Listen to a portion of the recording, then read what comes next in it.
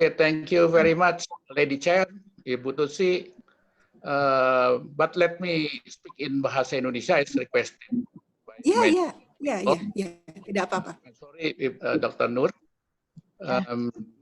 But I provide a PowerPoint in English, right? Okay, so let me share my PowerPoint. Okay. So sesuai dengan tema yang diberikan oleh departemen adalah Chemistry in STEM Education. Ingin membuka dua isu ya. Pertama, bagaimana mengimplementasikan STEM education dalam pembelajaran kimia, ya. Karena ini mengapa ini penting? Karena sampai sekarang di Indonesia itu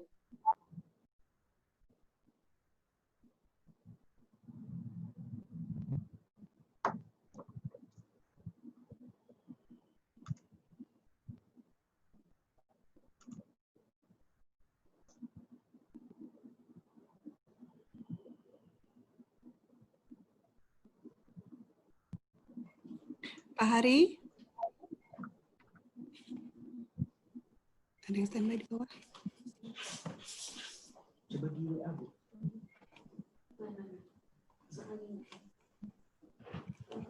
Keluar, Pak Hari. Bapak Ibu mohon maaf, ada kendala. Sorry, kau hilang ya? Iya. Mungkin baik, jadi kembali share screen. Tadi share screen sudah terlihat Bapak. Kenapa? Tadi share screen sudah terlihat, ya. Tinggal mungkin di slideshow, di slideshow mode. Dua isu ya, satu bagaimana implementasi STEM education dalam belajar kimia di tempat menengah yang sekarang belum populer karena mungkin lebih baik mengejar ujian nasional dan persiapan masuk perguruan tinggi. Kemudian yang kedua adalah apa hasil riset di negeri orang mengatakan tentang STEM education itu ya. Jadi ini untuk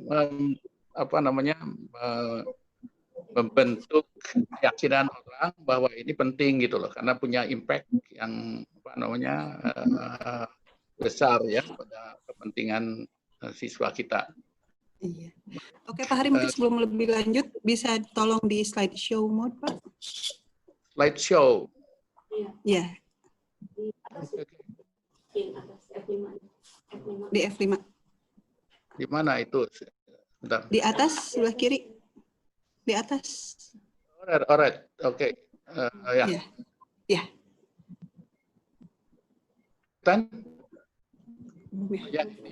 ya, sip. Terima kasih Bapak.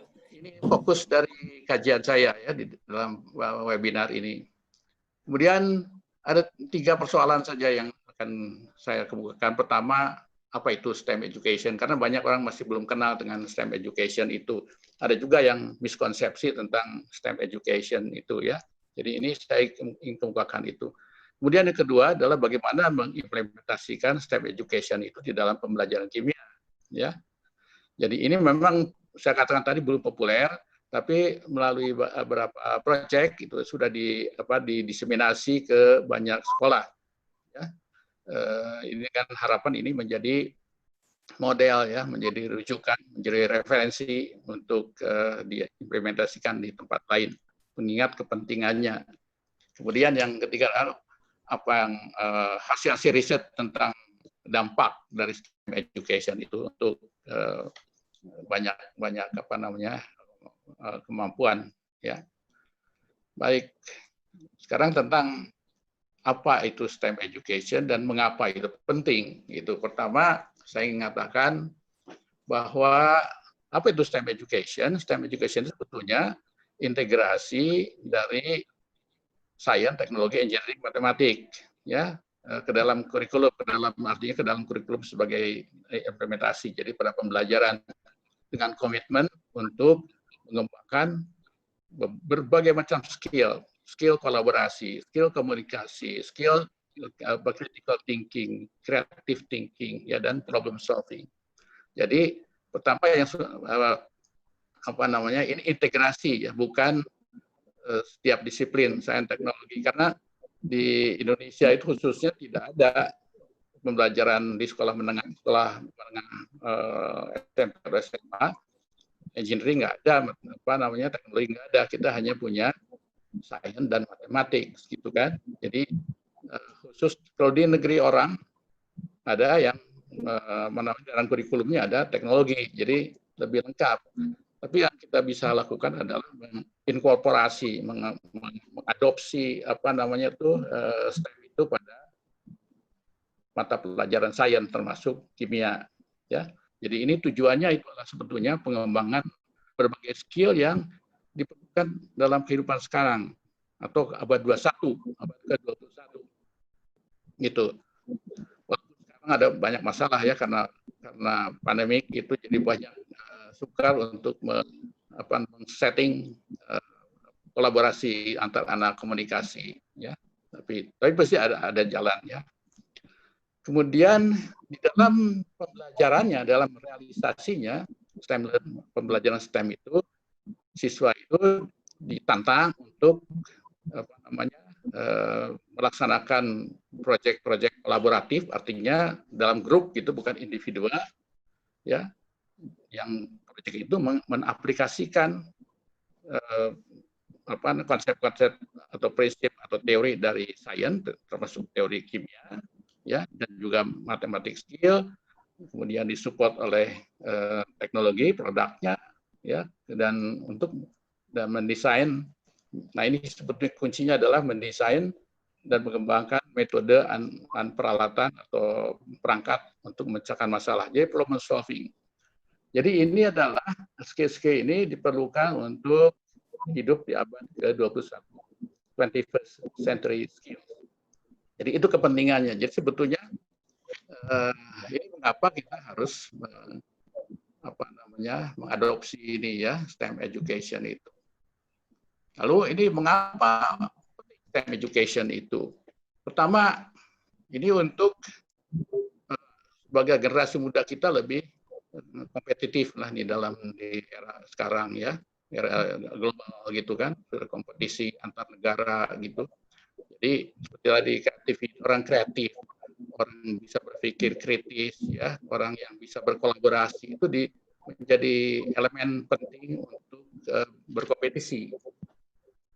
Kemudian berikutnya adalah, nah, ke depan sebetulnya pasar kerja di dalam bidang STEM itu akan lebih cepat berkembang, tumbuh daripada yang non STEM, ya. Jadi ini kita harus mulai mengingatkan siswa untuk memahami atau menguasai skill-skill STEM itu, ya. Karena itu akan masa depan anak-anak kita gitu. Sampai sekarang jadi masalah gitu, ada namanya ketimpangan, gap atau diskrepansi antara pasar lapangan kerja yang tersedia dengan keterampilan yang ada gitu. Banyak pasar kerja yang memerlukan orang tapi tidak ada orangnya yang mempunyai skill yang memadai gitu. Di sebalik itu banyak sekali orang pencari kerja tapi tidak punya skill yang sesuai dengan diperlukan. Jadi ini biasanya pembelajaran kimia itu hanya mendorong orang menjadi kemis. Jadi ya, harus ada diversifikasi lah, saya menstimulasi anak untuk menjadi kemis di masa depan, tapi harus juga menjadi engineer, gitu, ya, yang itu diperlukan oleh negara dan oleh anak-anak sendiri.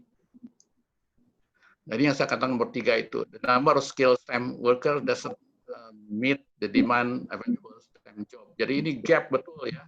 Di satu pihak mencari kerja banyak, tapi tidak punya keterampilan yang memadai untuk bekerja di pasar kerja yang tersedia. Dan job market juga berteriak-teriak, mana orang nggak ada SDM gitu, yang memadai, tapi ya tidak sembarang orang saja.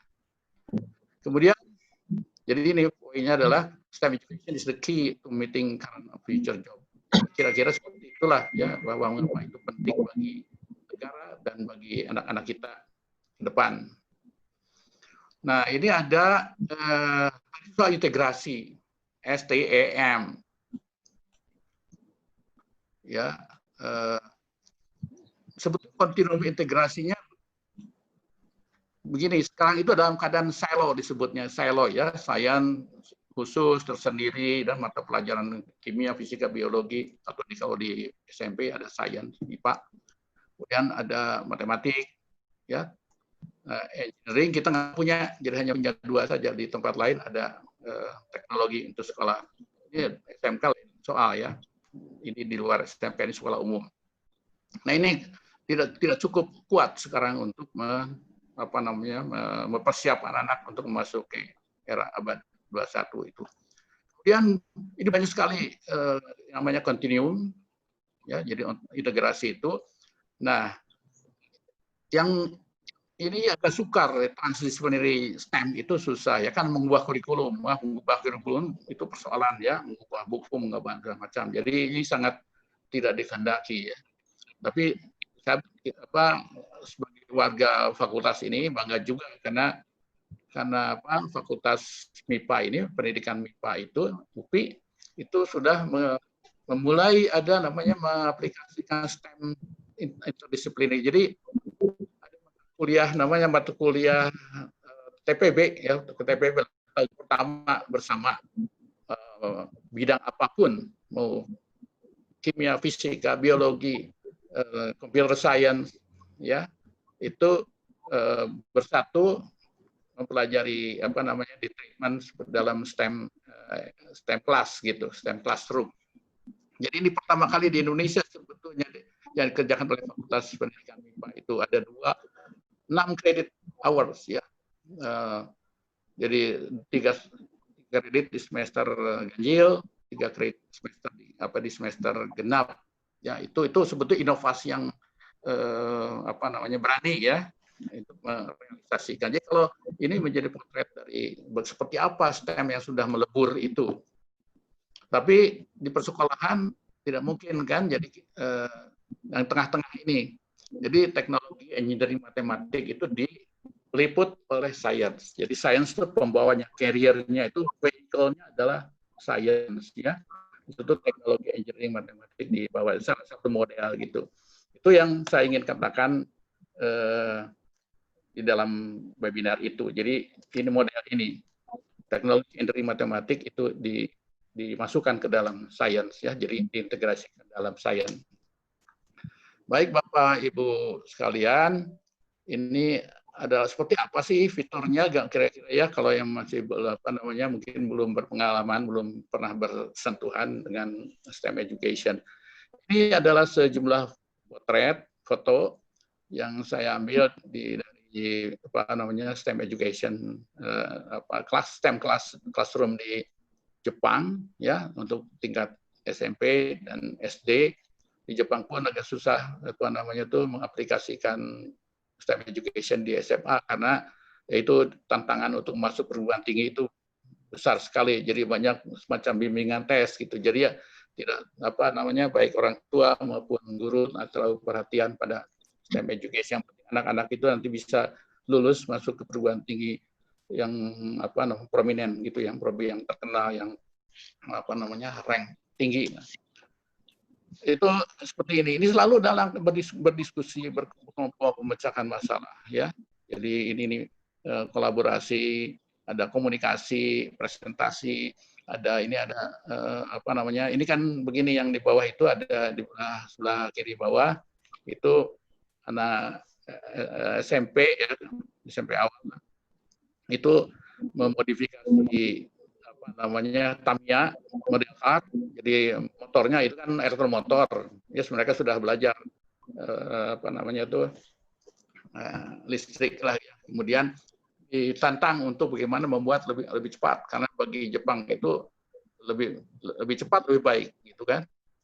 Jadi menggagaslah bagaimana kumparannya dengan elektromotor itu diatur sama dia, kemudian mereka secara kelompok, kemudian ini trialnya, jadi ada eksperimen juga, berapa menit, berapa detik perjalanan Tamiya dari ujung ke ujung. Dan saya lihat di Shizuoka juga ada namanya Tamiya Corporation, itu ada di Shizuoka. Jadi industri itu memberikan kontribusi juga pada sekolah ya untuk menunjang pembelajaran STEM itu. Kemudian yang tengah itu tentang apa namanya kincir gitu ya. Ini juga kan produksi listrik alternatif. Itu mereka menggagas bagaimana membuat mengkonstruksi apa namanya kincir itu baling-balingnya supaya pergerakannya lebih cepat. Ini akan tenaga angin gitu kan. Jadi karena makin cepat untuk produksi listrik yang baik. Jadi itu kreativitas dibangun di situ, kolaborasi itu, komunikasi di situ, dan problem solving, memecahkan masalah. Nah, jadi pembelajaran penuh dengan aktivitas problem solving, creative project, ya, ini kemudian mendesain apa namanya itu engineering design, mendesain, kemudian mengembangkan itu ya, uji cobanya. Kemudian selalu kolaborasi dan komunikasi, karena tidak ada di industri pekerjaan yang hanya bisa dikerjakan dengan satu orang, harus dalam duduk bersama ya untuk mendiskusikan seperti itu. Baik, Bapak Ibu moderator dan Bapak Ibu sekalian, sekarang sampai kepada bagaimana mengimplementasikan pembelajaran kimia berbasis STEM itu di dalam apa namanya keseharian gitu. Jadi saya kemukakan gini, yang sebelah kiri itu ada sebut ini biasa, kurikulum kita menganjurkan namanya apa pendekatan saintifik, ya, atau ini ya sebut scientific approach gitu kan. Jadi mulai biasa apa namanya mengajukan pertanyaan, kemudian apa namanya menstimulasi anak untuk bertanya, mengajukan research question gitu, ya, mempertanyakan fenomena alam itu, kemudian mengembangkan hipotesis, kemudian menguji hipotesis, dan akhirnya apa namanya itu ya komunikasi, ya, share hasilnya kepada teman-temannya. Nah, di sudut ada saya namanya ini engineering ya, yang belakang kanan itu. Jadi engineering itu adalah pemecahan masalah. Ada step-step pemecahan. Ini sebetulnya model pemecahan masalah. Jadi sekarang gini, kita biasa dengan kiri itu, ya, dengan saintifik. Sekarang nggak cukup gitu. Jadi hasil setelah siswa menguasai konsep atau prinsip atau teori kimia, misalnya, lalu kita aplikasikan ke dalam apa namanya engineering, ditantang untuk memecahkan masalah yang relevan dengan pengetahuan.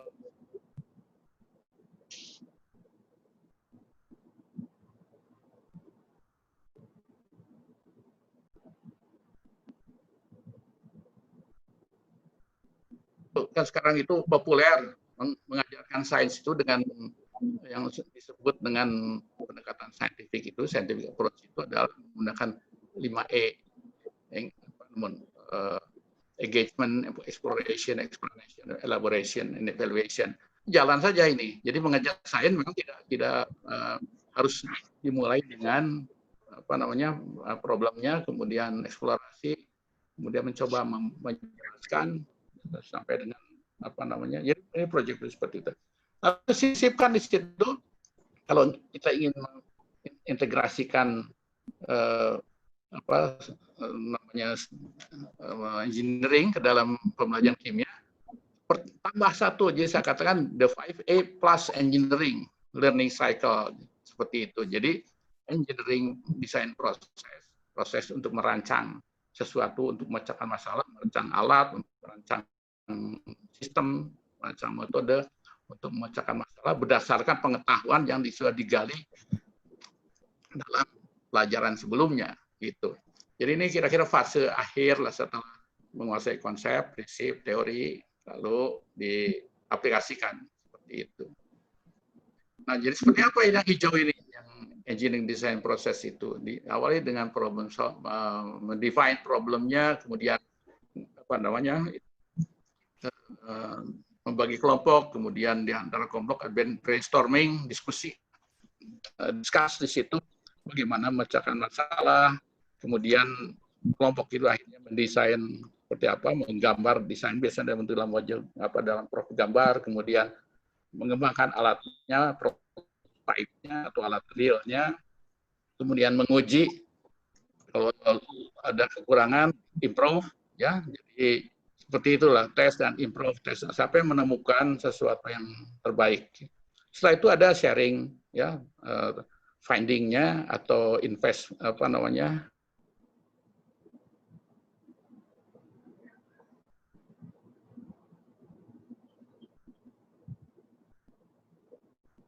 ramailah banyak desain. Tidak boleh desain tunggal. Tidak ada satu cara untuk memecahkan masalah. Jadi banyak cara untuk memecahkan masalah. Baik Bapak Ibu sekalian, ini gambar ya. Jadi ini terjadi di Bali, Denpasar ya. Waktu itu saya ada bekerja sama dengan Semio kita Insayan mendiseminasikan STEM learning itu di saya kebetulan fokus di Denpasar ya, sekalian jalan-jalan deh. Kemudian yang pertama ini ada guru di kelas. Nah, di kelasnya tidak seragam. Mengapa? Karena di Bali itu ada kesepakatan di situ ya bahwa setiap hari Rabu kalau nggak salah itu pakai baju adat. Jadi banyak yang menggunakan baju adat tidak seragam. Jadi bukan mahasiswa di badannya besar-besar, tapi ini siswa SMA. Jadi ini guru biasa posing the problem gitu kan. Jadi kebetulan ini topiknya tuh tentang apa namanya?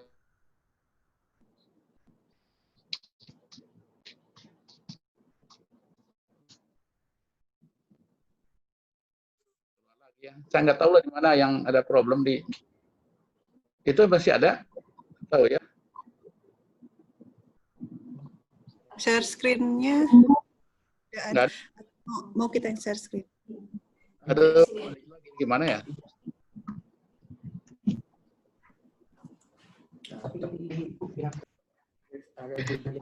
Pak Hari, share screen-nya mungkin bisa di handle oleh kita agar nanti bisa.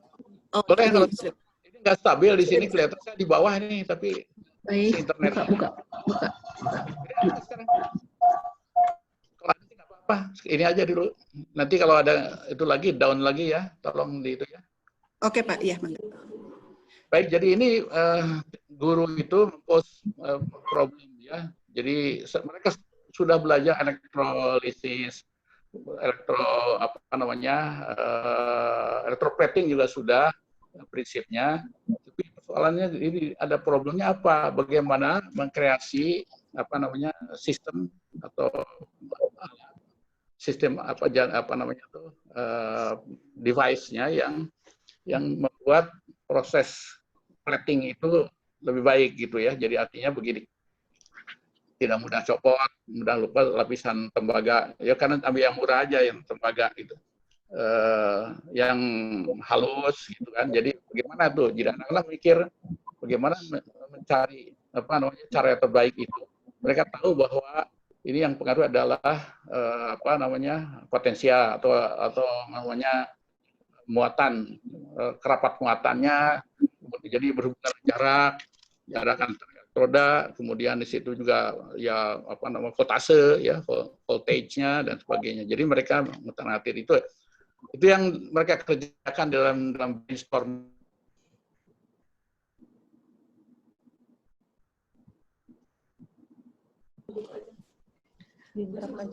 Oke, Bapak mungkin sepertinya di dalam. kurang kuat ya. Bapak mohon maaf, ya. Untuk videonya kita matikan dulu ya Pak ya. Jadi Bapak bisa langsung ya, share screen. Ya. Oke, jadi ini desain yang digambarkan oleh kelompok anak ya. Kemudian dengan mendesain dan mengembangkan di sini, mendevelop ya, mencoba gitu kan. Sesuai dengan ide dia gitu kan, apa yang kira-kira variabel apa yang akan mempengaruhi mutu dari hasil plating tembaga pada besi. Jadi itu kemudian, nah ini mereka trial, kemudian mereka dapat cara cek hasilnya gitu. Ya, ini mohon maaf, ini mereka menggunakan uang, tapi uang sebetulnya uang tidak berlaku lagi gitu ya, kecil. Harusnya nggak boleh. Jadi seperti tes and improve, perbaiki lagi itu plating tembaga. Kemudian nah hasilnya ada komunikasi. Ya, jadi setiap kelompok men-share invention-nya, temuannya atau findings-nya itu ke tempat lain gitu ya. Kemudian bisa dilanjutkan juga dengan sharing ke kelas yang lebih besar melalui media yang tersedia. Jadi seperti itulah cycle dari simple sebetulnya gitu kan melaksanakan itu. Jadi tidak menuntut terlalu banyak ya. Kemudian nah masalah apa yang jadi memantik pembelajaran STEM harus ada problem karena problem solving gitu kan. Jadi saya sih mungkin ada beberapa ya yang bisa contoh yang simple yang biasa. Pertama ini. Jadi bagaimana membuat sel volta dari rangkaian buah lemon ya dengan voltage tertentu. Jadi kalau satu-satu bisa diukur aja. Tapi kalau ingin dapat sekian volt gitu, itu gimana rangkaiannya? Ya, seri berapa banyak? Jadi, nah ini problemnya gitu. Jadi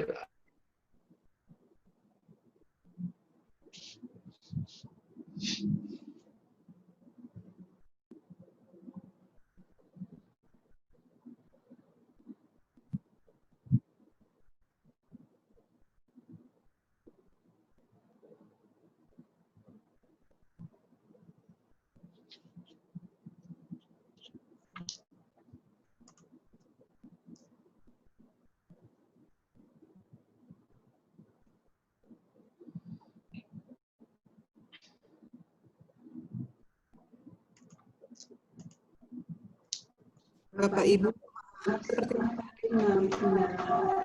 ya.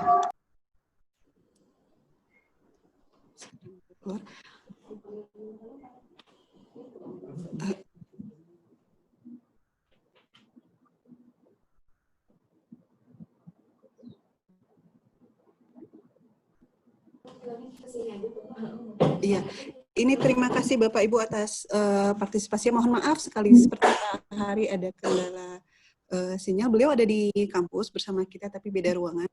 Nanti kita akan koordinasikan lagi. Pak Hari is already around us here to continue. Yeah. Presentation. Hah? Enggak, hostnya video tolong host dibuka.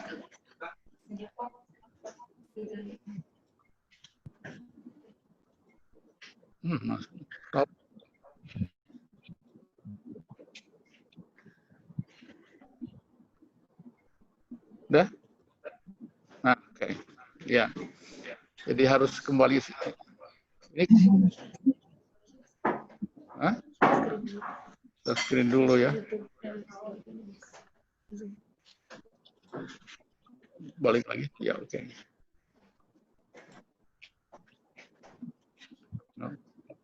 Mana punya saya? Hah? Iya. Oke.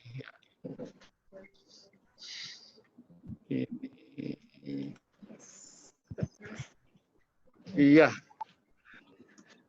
Baik, Bapak, Ibu sekalian. Ada kan terdengar suaranya? Ada ya? Jadi, mohon maaf ini tadi terkendala. Sekarang saya pindah kamar dulu. Jadi dapat sinyal yang bagus. Jadi yang saya belum jelaskan begini. Ini ada hubungannya dengan pertanyaan-pertanyaan dari partisipan. Bisa nggak? Apakah semua materi kimia bisa di-stack-kan? Nah, tentu saja tidak. Ya, jadi ini harus pertama problemnya. Jadi bisa nggak problemnya diselesaikan dengan pengetahuan yang sudah dipelajari anak-anak di pembelajaran di dalam pelajar kimia itu. Kalau tidak terlalu rumit ya jangan. Ya, jadi problemnya harus di relevan gitu ya. Tidak bisa semua orang materi. Jadi jangan yang mengestemkan semua. Wah ini berbahaya ya. Jadi harus dipilih-pilih. Oh ini harus inquiry, ini cocok untuk STEM. Maaf. Mana yang tepat untuk yang lain gitu. Tapi saya tadi terakhir tuh ini apa sih harus ada problem yang relevan dengan anak-anak kita itu berhubungan dengan energi alternatif, berhubungan dengan limbah, ya, berhubungan dengan seperti itu. Pertama, bagaimana membuat sel pota dari buah lemon dengan potase tertentu. Jadi berikan problemnya seperti itu. Jadi anak-anak mendesain bagaimana ya rangkaiannya seperti apa sehingga diperoleh satu rangkaian sel elektrokimia yang menghasilkan potensial tertentu. Lalu ini limbah-limbah itu batu bata itu luar biasa ya. Itu limbahnya kan banyak sekali itu sekarang lempar kemana-mana aja. Di situ pertama memang beracun. Kedua ada zat yang penting yang kita bisa ambil itu. Jadi ini bagaimana ngambil kan ada zinc ya di situ dalam batu baterai alkali atau yang biasa gitu. Bagaimana mengambilnya itu? Jadi ada proses bagaimana karena situ ada karbon, ada mengandung itu. Jadi harus reaksikan saja dengan apa seperti itulah. Jadi ini problemnya. Problem lain adalah yang bisa memicu STEM learning itu. Ini di banyak, terutama di sekitar saya ya di Jawa Barat itu banyak air itu keruh gitu kan, air sumur itu gimana bersih. Mereka anak-anak pernah belajar koloid, belajar koagulasi, dia harus terapkan. Jadi jangan hanya tahu koloid tapi ada problem di rumahnya tidak bisa diselesaikan. Itu seperti itu. Atau juga ini limbah plastik ya. Bagaimana menangani limbah plastik? Itu real problem. Jadi kembali lagi ke situ yang materi mana yang bisa STEM-kan ya tergantung pada problemnya gitu ya. Jangan dipaksakan gitu. Itu nah sekarang sisi lain sebetulnya tentang riset gitu ya. Ini what does research say about impact of STEM education? Jadi saya ambil dari satu meta-analisis yang dikerjakan oleh salah seorang pakar di Turki ya, karena banyak sekali riset tentang STEM education, baik riset experimental research maupun descriptive research ya. Jadi ini saya melaporkan nih tahun lalu 2019. Jadi Bapak Ibu sekalian, meta-analisis itu sebutnya semacam sintesis ya dari banyak sekali penelitian, lalu kita dapat summary-nya.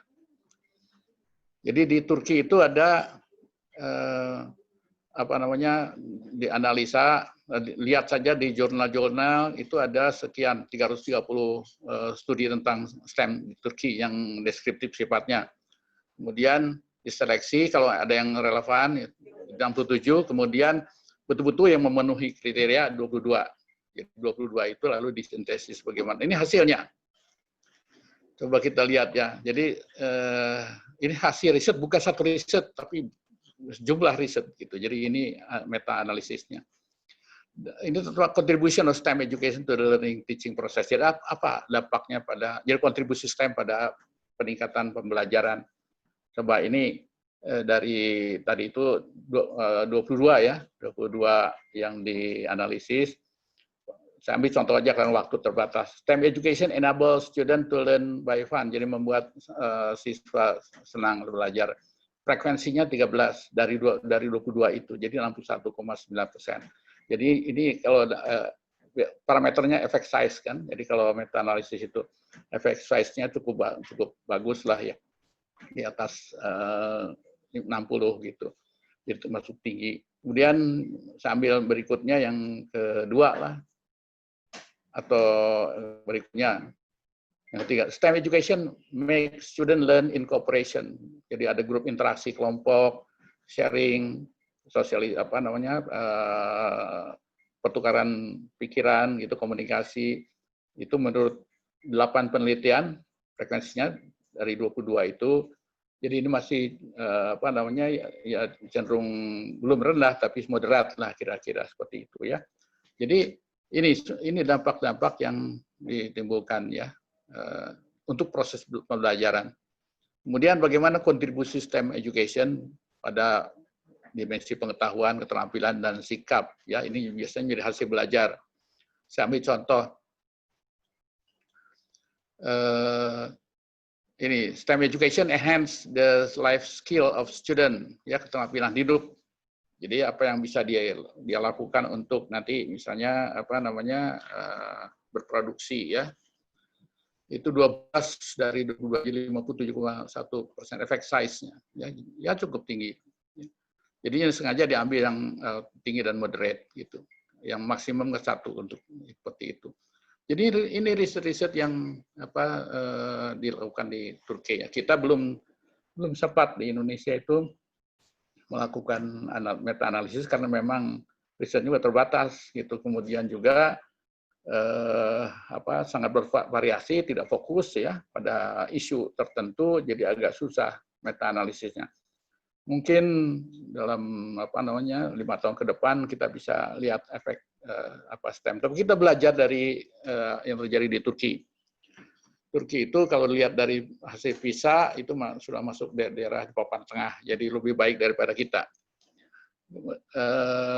Seperti ini ya. Jadi ini cukup punya impact yang bagus gitu ya. Ini untuk kontribusi. Sorry. Nah, bagaimana ini salah satu tujuan STEM education juga, yaitu menstimulasi, mendorong anak-anak untuk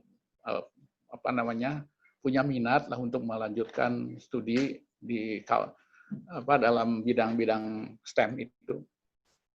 Jadi contribution of STEM education to career awareness of student. Jadi cukup 9 dari 22 itu menyatakan positif ya. Jadi ini efek size-nya juga bagus 42,9%. 9 dari 22 itu. STEM education provide interdisciplinary relation by integrating. Saya kira ini memang fungsinya ya. Jadi sudah. Nah ini memang ada limitasinya. Tadi banyak yang penanya dalam question and answer itu banyak bertanya tentang ini ya. Kita selalu melihatnya pesimis gitu. Mana ini ada limitasinya banyak sekali. Memang ada limitasi. Semua pendekatan pun ada limitasinya gitu ya. Nah ini yang limitasi yang ada 14 riset yang menyimpulkan hal yang sama. The preparation of implementation of STEM education require time. Ya, persiapan tentu lebih diperlukan. Apalagi ini kita baru mulai gitu. Di Turki juga mungkin baru mulai. Jadi perlu waktu. Iya, ya. Dulu selalu alasan kita mengapa tidak dijalankan karena target kurikulum. Tapi sekarang kan dengan Merdeka Belajar orang bisa bebas gitu ya, tidak ada ujian nasional, jadi ujiannya ujian sekolah. Jadi memungkinkan sebetulnya Merdeka Belajar itu bisa memberikan ruang ya bagi guru-guru untuk mengimplementasikan sesuatu yang inovatif ya dan sesuatu yang berguna untuk kepentingan anak ya, terutama seperti itu. Jadi semua ini frekuensinya mungkin 14 penelitian ya, bukan 22 kalau ini. Kemudian the preparation of implementation STEM education di Vika Sukar ya ada 35,7% ya mengatakan iya sukar bagi yang pemula, tapi makin lama makin mulus gitu, makin lancar. STEM, pendidikan STEM tidak berhubungan dengan kurikulum dan doesn't not relate to curricula and test oriented. Iya, jadi nah ini menarik ini ya. Pertanyaannya ini sebetulnya apakah STEM education itu tidak relevan dengan kurikulum atau pada sistem yang berorientasi pada ujian seperti UN kita ya. Tapi jadi masih bisa orang-orang peneliti Turki itu ada juga yang mengatakan tidak gitu ya. Jadi bisa saja dicari cari jalan ya. Kita mengajarkan bukan meliput dari A sampai Z gitu, kata pilih-pilih mana yang tepat. Ada juga bagian anak yang harus mencari sendiri gitu kan. Jadi tidak semua harus keluar dari omongan guru. Jadi ada 35,7% mengatakan tidak ya, kurikulum yang ketat pun ya itu bisa dilaksanakan. Kemudian pendidikan STEM itu tidak bisa diaplikasikan untuk kelas yang banyak. Ternyata ya memang ada kecenderungan itu karena grouping, kemudian mungkin peralatan ya, itu yang seperti itu. Jadi ini kita belajar dari orang lain. Kemudian ini yang mohon maaf, ini bukan promosi, tapi ini sebetulnya pekerjaan yang kita sudah kerjakan ya. Jadi ada hasil-hasil penelitian sudah dipublish ya, baik di jurnal maupun di proceeding. Ini di tingkat perguruan tinggi nih ya. Jadi dengan Profesor Ana Permanasari ya. Ini ada mahasiswa di depannya. Sekarang sudah jadi doktor. Ini Integration of Science, Technology, Engineering, and Mathematics, the multidisciplinary approach to enhance the environmental literacy of prospective chemistry teacher ya di Palembang, di Unstri ya, Ratna Farwati. Ini dipublish di Bulgarian Journal of Science Education, jauh banget. Kemudian jadi ini kita juga sebetulnya sudah merintis riset, sisi risetnya gitu ya, bukan sisi implementasinya.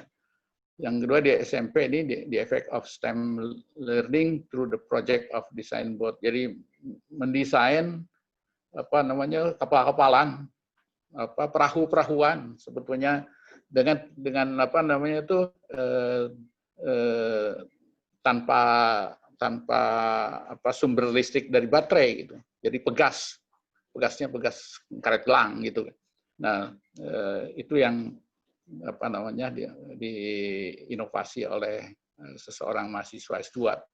Kemudian di sini juga ada STEM-based workbook enhancing student STEM competencies on level system. Ini sistem TUAS ya. Jadi TUAS itu bisa dimanfaatkan untuk di situ isinya pemecah telur ya, supaya telur kalau pabrik kan banyak sekali ya, harus ada kalau pakai tangan ya bebolokot sebenarnya itu. Jadi ini mengkreasi alat itu gitu ya, mendesain dan mengembangkan alat itu, dan ini bagus sekali. Jadi sekarang mahasiswa ini menjadi kepala sekolah, wakil kepala sekolah di satu sekolah swasta di Bandung, dan menjadikan STEM sebagai bendera di sekolahnya gitu. Kemudian ada satu lagi, conducting STEM-based learning through hydraulic bridge project. Jadi sistem hidrolik lah ya, tapi menggunakan SPED gitu ya, untuk ya sistem hidrolik dengan air, diisi air. Anak-anak mencoba dengan mendesain air atau minyak atau alkohol atau yang lain-lain ya, seperti itu, menemukan air itu yang paling baik.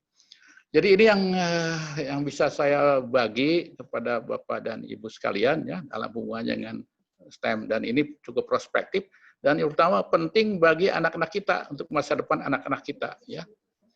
Itu jadi silakanlah untuk banyak sekali ya artikel, banyak sekali model yang bisa dicari di web. Terima kasih. Assalamualaikum warahmatullahi wabarakatuh.